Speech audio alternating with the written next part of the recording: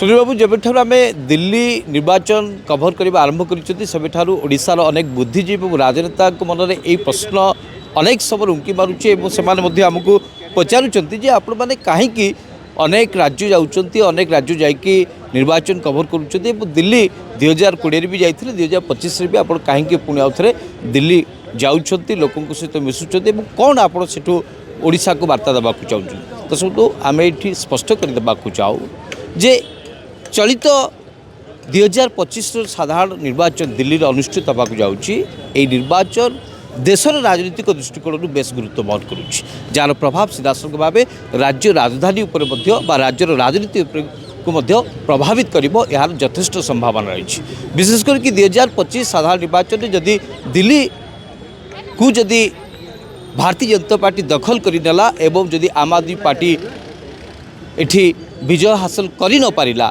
दर्शक देश में एक भिन्न धरण राजनीति देखा मिले जदि अरविंद केजरीवाल चतुर्थ थर पर मुख्यमंत्री हेले ताल यार प्रभाव देशर राजनीति को अनेक प्रभावित कर खास से आम दिल्ली निर्वाचन कभर करने को चाहलु एवं अनेक विधानसभा क्षेत्र में बुली सारू देखी सारूँ आम कि लोकों सहित साधारण लोकों सहित कथा चाहलु आम कन्नट प्लेस बर्तमान अच्छु राजधानी दिल्ली गोटे दामी जगह बोली जाऊ कहीपर ये आम कि बुला बेले देखलु कि दिल्ली राज सांबादिक किसी अच्छा बुद्धिजीवी किसी अच्छा आम सहित कथा सब आपको स्वागत है। हम उड़ीसा से आए हैं और यहाँ जो दिल्ली का जो चुनाव का माहौल है कैसे है क्या है हम थोड़ा आपसे जानना चाहते हैं।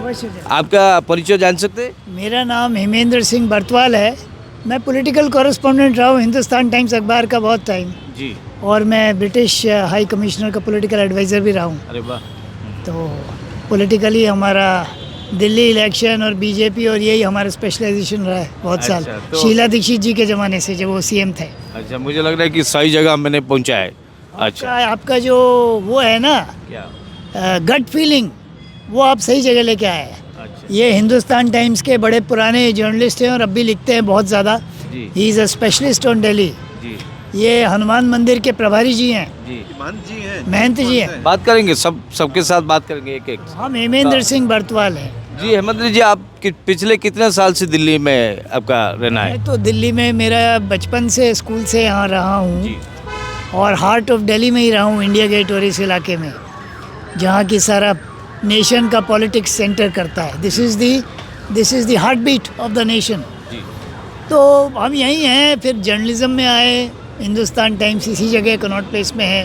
जी फिर हमने कांग्रेस पॉलिटिक्स कवर किया, फिर हमने संघ परिवार पर कवर किया। अडवाणी जी जब यात्रा लेके गए थे तो उनकी यात्रा में गए थे हम अयोध्या। उस टाइम हम लोग सोचा नहीं था कि एक दिन ऐसा भी आएगा कि वाकई में राम मंदिर बनेगा, लेकिन आज बन गया।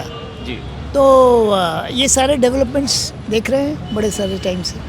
तो एक पत्रकार होते के नाते और एक आम नागरिक के होते के दिल्ली का आम आदमी आप भी है। आम आदमी हो भी हो तो दिल्ली का जो पॉलिटिक्स है अभी मतलब आप ऐसे मतलब कैसे देख रहे हो? मतलब चौथे बार के लिए केजरीवाल कंटेस्ट कर रहे हैं और मोदी जी बार बार प्रयास लगा रहे हैं, तो इस बीच में जो चुनाव फंसा हुआ है आप इसको कैसे देख रहे हो?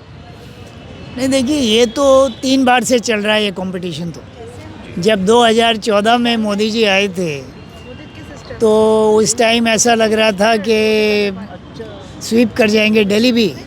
अगले साल जब दिल्ली का इलेक्शन हुआ तो एवरीवन वाज सरप्राइज्ड कि कैसे bye such a big majority Kejriwal has come, और वो तब से जमे हुए हैं। तो भले ही बाकी कंट्री में बीजेपी का जो जगरनॉट है उसने सारे पॉलिटिक्स को डोमिनेट किया है, लेकिन ये एक बड़ा सरप्राइजिंग पॉलिटिकल डेवलपमेंट है कि दिल्ली में बीजेपी के और सेंट्रल गवर्नमेंट के नीचे और मोदी जी और अमित शाह की नाक के नीचे बार बार केजरीवाल की छोटी सी 2 साल 3 साल पुरानी पार्टी जो थी उस समय वो जीत रही है। This is a political phenomenon और this is what democracy is all about.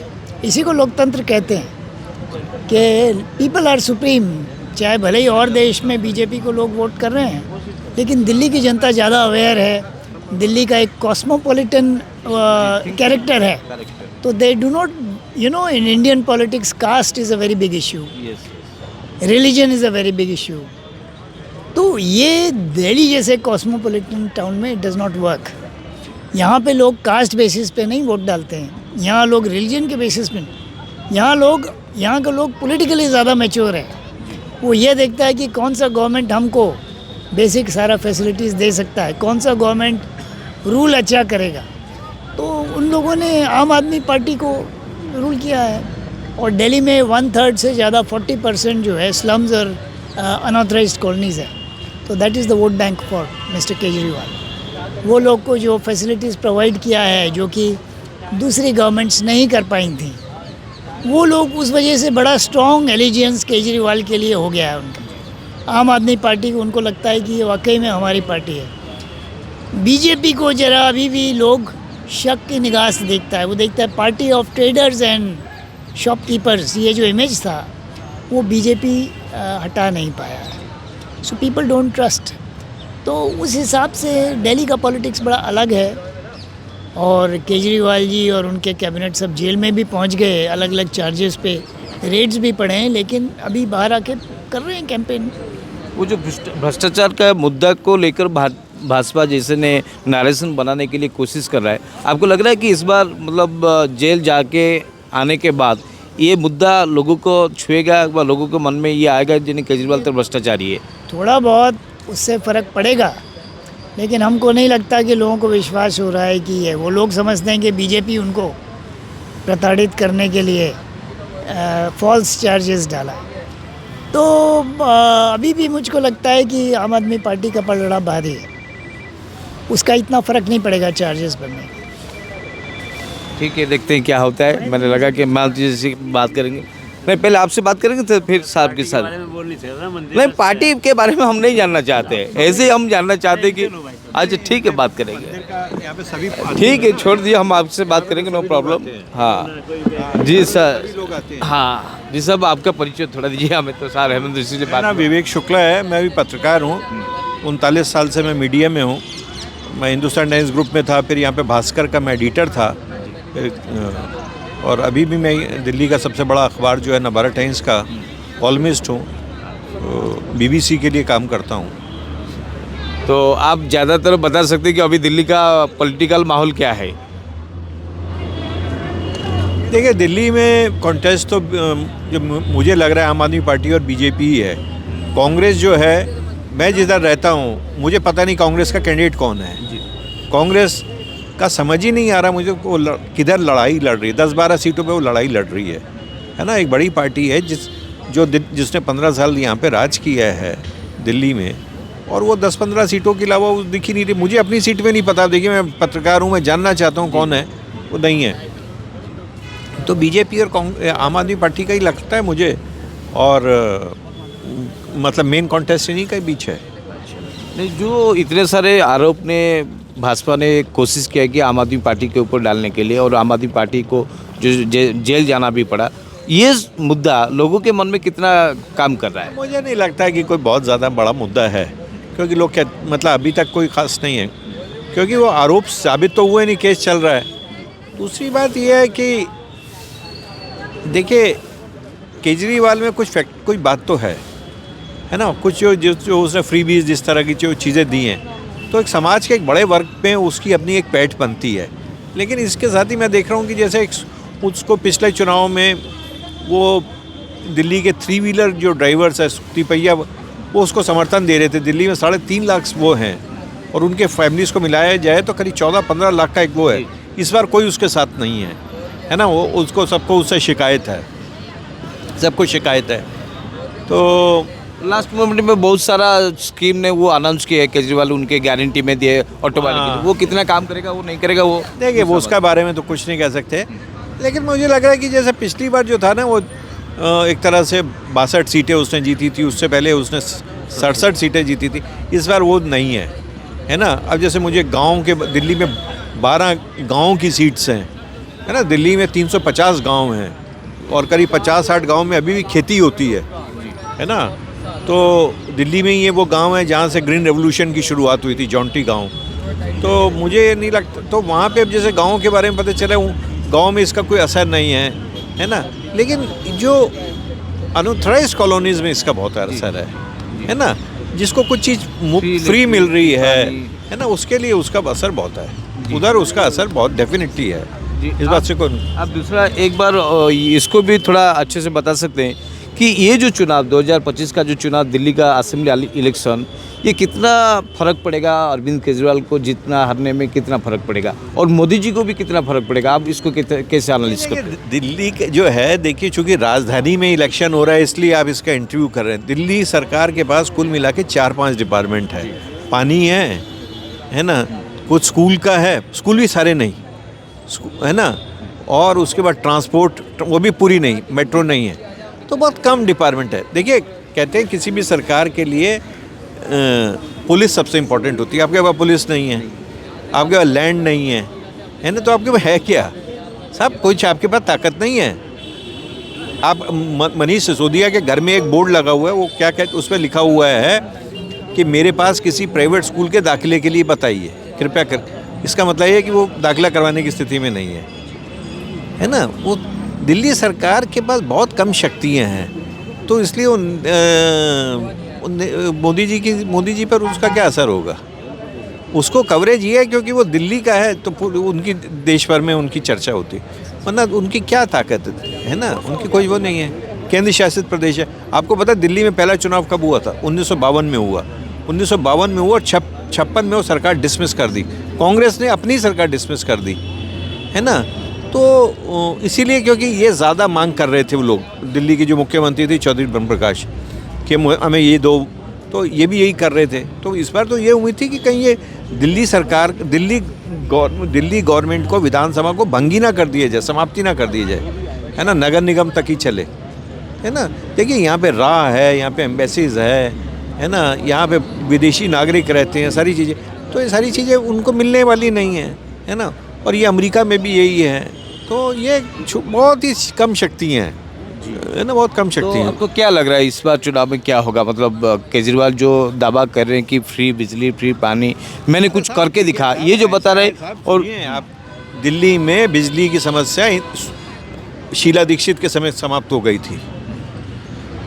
Delhi में हम जो लोग दिल्ली वाले हैं उनको पता है कि दिल्ली में बिजली की समस्या शीला दीक्षित के समय सब खत्म हो गई थी, बिजली नियमित रूप से आने लगी थी। लेकिन ये है कि ये इसका अपने खुद क्रेडिट लेते हैं, और कांग्रेस के साथ दिक्कत ये है कि कांग्रेस इस बात को बताती नहीं कि ये तो हमारा, ये हमने कर दिया था, ये कांग्रेस बता ही नहीं रही है। कांग्रेस में वो लीडर बने हुआ अजय माकन जैसे लोग जो शीला दीक्षित के अपने मुख्यमंत्री की कब्र खोदते थे सब, तो दिक्कत है कांग्रेस के साथ। अब काम मैंने किया हुआ है, क्रेडिट आप ले रहे हैं, ये है। तो कांग्रेस मुस्लिम बहुल क्षेत्रों में अच्छा लड़ रही है, जैसे मुस्तफ़ाबाद है, ओखला है ना, और भी कुछ सीटें हैं जहाँ पे वो लड़ रही है। कुछ मुझे लगता है कुछ सीटें जीतेगी। पिछले 2 इलेक्शन में उसको एक भी सीट नहीं मिली, इस बार वो जीत सकती है, मुझे इस बात की संभावना। आपके हिसाब से कितना जीत सकती है कांग्रेस? मतलब मुझे लगता है कि इस बार अपना खाता खोलेगी दोबारा से। तो क्या होगा चुनाव का, मतलब रुझान क्या होगा आपके हिसाब से भाजपा और आपके बीच में जो ये लड़ाई चल रहा है? बेसिकली तो ये देखिए, एज तो मुझे जो लग रहा है पहली नज़र में वो आम आदमी पार्टी को ही अभी भी, लेकिन बीजेपी भी अच्छे ढंग से चुनाव लड़ रही है काफ़ी जगह में, है ना, ये मुझे लग रहा है। तो कॉन्टेस्ट है, तो अब सरकार बनाने में केजरीवाल को कोई दिक्कत है या सरकार बनाने में? नहीं, देखिए भविष्यवाणी तो करना बहुत मुश्किल है। देखिए भविष्यवाणी करना बहुत मुश्किल है। आम आदमी पार्टी करीब 12 सीटें ऐसी हैं जो SC सीट्स हैं, दिल्ली में 12 सीट्स हैं, वहाँ पे बहुत अच्छी पोजीशन में है वो। लेकिन ये जो आम आदमी पार्टी जो दूसरा एक आरोप लगा रहा है कि इलेक्शन कमीशन के ऊपर वोट डिलीशन और एडिशन के ऊपर, उसका मतलब क्या, मतलब आपको क्या लग रहा है? मतलब नहीं है उसका आरोप लगाने से। देखिए इन दिनों लगातार आरोप लगा रहे हैं, सारी चीज़ें हैं, इसका कोई मतलब नहीं है। दिल्ली में कितने वोट कट जाएंगे किसी कॉन्स्टिट्यूंसी में? देखिए अगर आप हारेंगे तो फिर आप बोलेंगे EVM है, पर कभी आप बोलेंगे वोट कट रहे हैं। मुझे नहीं लगता है कि ये बहुत डिसाइसिव फैक्टर है, ऑनेस्टली स्पीकिंग। मुझे जैसे शुक्ला साहब, आपने पहले से बताया कि उड़ीसा के साथ आपका बहुत बड़ा अच्छा नाता है, आप पिछले कितने साल से उड़ीसा को जानते हैं? उड़ीसा को मैं जानता हूँ साहब। मैंने उड़ीसा के बारे में, जो बीजू पटनायक की जो पत्नी थी ज्ञान पटनायक, वो रावलपिंडी में मेरे परिवार की पड़ोसी थी, आपको पता है ज्ञान पटनायक रावलपिंडी की लड़की थी, उनका नाम था ज्ञान सानी, है ना। उन और बीजू पटनायक शादी करने के लिए रावलपिंडी गए थे, तो इस शादी में मेरे परिवार के भी कुछ लोग शामिल थे। तो इतना मेरा रिश्ता है, मैंने इससे ज़्यादा क्या बताऊँ। उड़ीसा पॉलिटिक्स के माने कैसे देखते हो आप? मुझे उड़ीसा अच्छा राज्य लगता है, मेरा प्रदेश का हिस्सा है और अच्छा लगता है, उड़ीसा के लोग पसंद हैं और जय जगन्नाथ करता हूँ मैं, है ना। और उड़ीसा के पॉलिटिक्स के बारे में कोई जानकारी? नहीं, मैं जानकारी है लेकिन मैं उसके बारे में क्या मतलब कोई ठीक है। अभी 25 साल में एक गवर्नमेंट चेंज हो गया, जो नवीन पटनायक का गवर्नमेंट था, अभी भाजपा है, तो ये बदलाव जो है प्रकृति का नियम है, बदलाव होता है, नेता हारते हैं जीतते हैं, उससे क्या फ़र्क पड़ता है। लेकिन नवीन पटनायक को मैं अच्छा नेता मानता हूँ, हमारे दिल्ली का ही है, करोड़ीमल कॉलेज में पढ़ते थे, दिल्ली में उनका अपना घर है, तो अच्छे नेता हैं मैं। और तो मेरे लिए कोई उसमें वो नहीं है। उड़ीसा के कई नेताओं से और भी मेरा परिचय रहा है ना। बहुत बहुत धन्यवाद। बहुत बहुत देखते ही क्या होता है। हमें जमती कथा दिल्ली किसी बुद्धिजीवी सहित सांबादिक मान सहित से आकलन देखा आसंता दिन कौन हो स्पष्ट जना पड़ो।